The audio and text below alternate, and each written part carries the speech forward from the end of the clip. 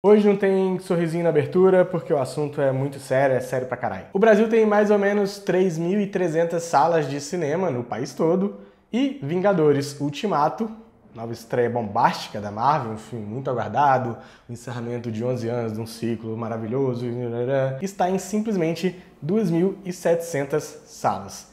Ou seja, 80% de todo o mercado exibidor brasileiro está neste momento exibindo um único filme.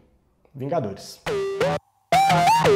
Para a gente ter uma noção de como está exagerada essa ocupação de salas no Brasil, a gente pode comparar com Portugal, por exemplo, em que 20% das salas estão recebendo o Vingadores Ultimato. Na Alemanha, 27% das salas. Chegando de novo. A China é outro mercado que a gente pode usar de exemplo que tem restrições para esses blockbusters, pois ela cobra uma taxa desses filmes, uma taxa extra, né? Então, você quer exibir seu filme aqui, então você vai pagar mais por isso. E outros sistemas lá que eles têm para limitar também essa invasão de filmes americanos no cinema chinês. E não é porque o mercado lá é bonzinho, é porque há regulamentações no mercado audiovisual, no caso do cinema.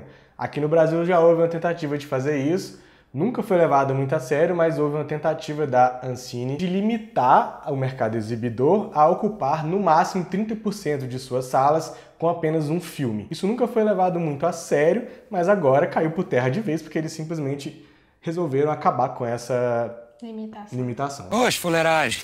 Quando foi que já me viu mentindo? Um exemplo prático de como isso afeta o cinema é que alguns filmes têm suas estreias adiadas, são retirados mais cedo de cartaz, e não são só filmes brasileiros, filmes estrangeiros também, que não são tão blockbusters assim, são retirados para dar espaço a filmes como Vingadores. Cine Hollywood estava fazendo muito sucesso no Nordeste, tinha já mais ou menos 200 mil, alcançado mais de 200 mil pessoas, né, de bilheteria, e saiu para entrar o Vingadores. Muita gente vai usar a justificativa de que ninguém vê cinema brasileiro, e isso é uma discussão muito mais complexa, que envolve muitos outros fatores, e essa é uma discussão muito mais profunda que a gente nem conseguiria trazer aqui nesse vídeo. O que a gente está discutindo mais é no tanto que isso já vai prejudicar, ainda mais o cinema brasileiro, esse tipo de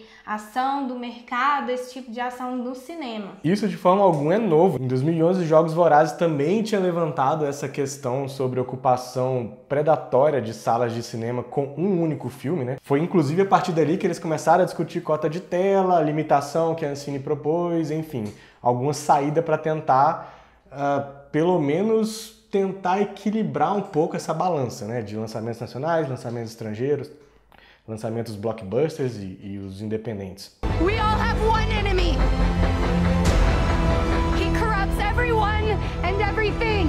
Isso que a gente está falando não quer dizer que a gente não goste de filmes blockbusters. Se você chegou aqui no canal agora, você pode perceber que nós fazemos até uma playlist de filmes de super-herói. A gente gosta de filmes de super-herói, a gente vai assistir Vingadores agora com um pouco de raiva no olhar. A questão é não haver diversidade, pluralidade nos filmes. Quando você tem 80% das salas exibindo o mesmo filme, isso não pode ser uma coisa normal. Eu vi um cara comentando que em São Carlos, todas as salas estavam exibindo Vingadores. Tipo, você imagina, você morar numa cidade, São Carlos não é tipo um ovo, São Carlos é uma cidade grande do Oeste Paulista. Paulo, né? E aí todas as salas da cidade estão exibindo Vingadores. Eu não acredito no que eu ouvi. Se esse tipo de prática vai ficando cada vez mais comum, a gente vai perdendo mesmo a diversidade, as nuances, os olhares diversos da realidade a partir do cinema, a partir de filmes. E aí uma coisa puxa a outra. O cinema é uma ferramenta, obviamente,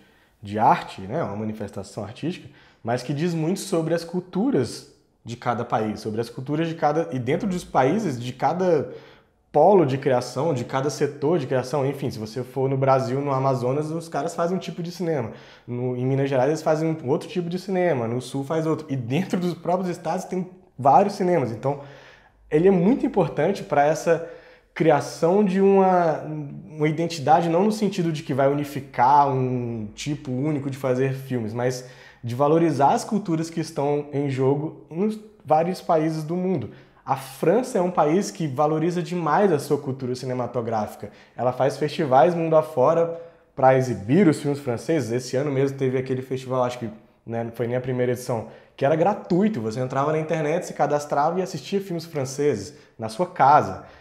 O Varilux é um festival que acontece todo ano e que traz filmes, patrocinado por empresa francesa, que traz filmes franceses pra gente conhecer. Então, assim, é um país preocupado em também exportar a sua cultura, mas também de valorizar suas raízes. A gente foi numa palestra esse ano da Festa da Francofonia, em que o embaixador belga estava falando sobre como eles estão vendo com muito cuidado, com muita atenção, esse crescimento da criação de conteúdo da Amazon, da Netflix, da Apple, que vai entrar agora com a Apple TV, enfim, os serviços de streaming que também entram de cabeça nos mercados, nos países, oferecem um tipo de conteúdo pasteurizado e não estão nem aí, e que geralmente traz um olhar bem americano sobre essas culturas, né? Independente de ter as produções locais, mas é sempre baseado numa fórmula que esses serviços têm para poder atrair público, enfim, aquela coisa do algoritmo que também dá uma outra discussão. É um caso de se proteger a nossa cultura mesmo, de resguardar o que a gente tem de melhor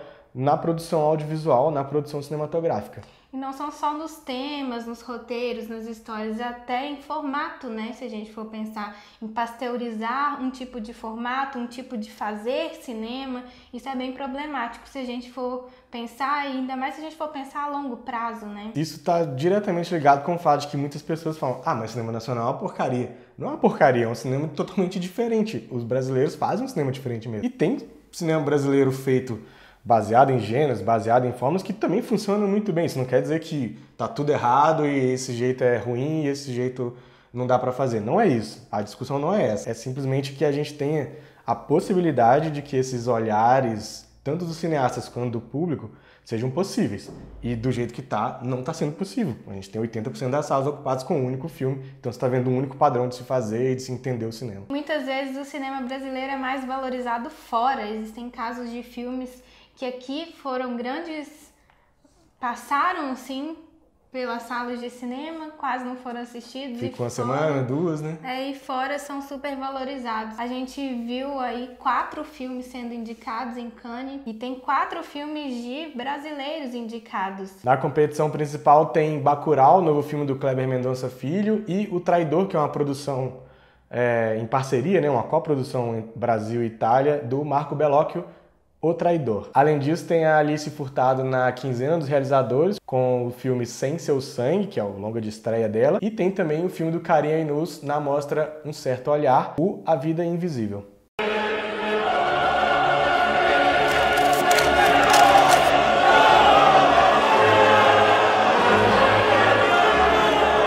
E só para ter uma noção de como essa ocupação predatória interfere, a gente já citou o Cine Hollywood, interfere não só nos filmes pequenos, né, nessas produções mais independentes e tudo mais.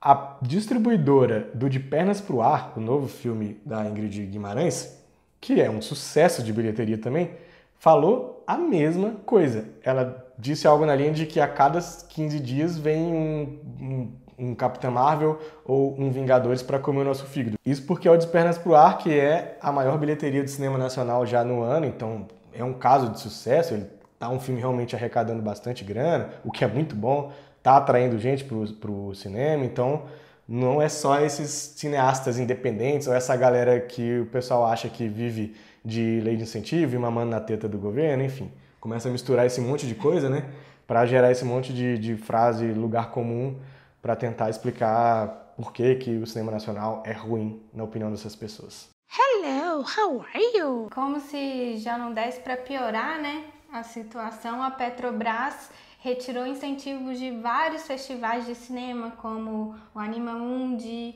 Festival de Cinema do Rio, de Gramado. Brasília. E esse é um espaço onde a gente pode ter acesso à diversidade de olhares, onde alguns filmes têm um único espaço para ser exibido, onde muitas pessoas têm a única chance de ver cinema diverso de outros países, de outras regiões que não são a sua. E aí a gente vai vendo cada vez mais o enfraquecimento do cinema, o enfraquecimento da cultura, e a gente vê também muitos discursos distorcidos, como é isso que você falou, falando mal de leis de incentivo, sem levar em consideração, talvez tem algumas pessoas que agem até com má fé, de esquecer que a indústria criativa movimenta a economia, gera emprego. Tem um dado muito interessante da Ancine que para cada R$1 investido na produção, 9 voltam através de, enfim, a equipe vai consumir, a equipe vai pagar os impostos, enfim, a roda gira. Para cada um volta 9. Quer dizer, é uma indústria rentável. A indústria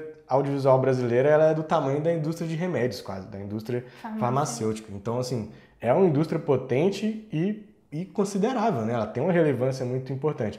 E essas pessoas, além de tudo, se você faz isso por ignorância, se você é desse que acredita nisso, por ignorância ou por má fé, os dois você está muito equivocado. Um tem solução, que é pesquisar, é se informar, é abrir a cabeça. O outro, talvez, aí é por sua conta e risco mesmo, né? Essas pessoas ignoram e acham que o cinema americano, por exemplo, não tem nenhum incentivo, que ele é feito com o dinheiro do bolso de todo mundo.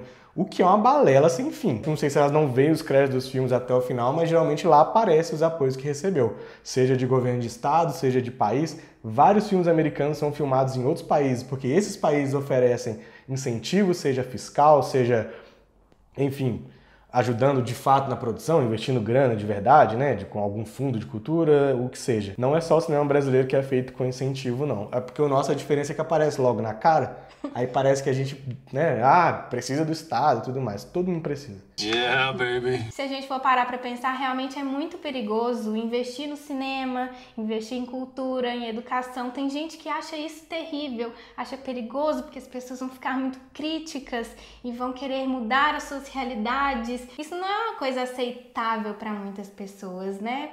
Vamos ficar do jeito que tá, cada um no seu lugar aí, fica aí. E a gente fica aqui. Esse recado é para você que votou no Bolsonaro. Então é isso, vocês fiquem aí com as nossas reflexões amarguradas sobre o cinema predatório. A gente tem uma playlist aqui muito legal de filmes do cinema nacional. Alguns vídeos são bem flopados, então por favor assistam os nossos vídeos, que a gente é muito sincero e tem muito filme legal que a gente indica aqui. E assistam aos filmes nacionais no cinema também. Fica aí essa reflexão para você que vai passar 3 horas assistindo Vingadores Ultimato no cinema. Não é pra, ai meu Deus, Vingadores, que bosta. Não, a Bia falou no começo do vídeo, a gente também assiste, a gente gosta, é da hora pra caramba, é divertido? Claro que é.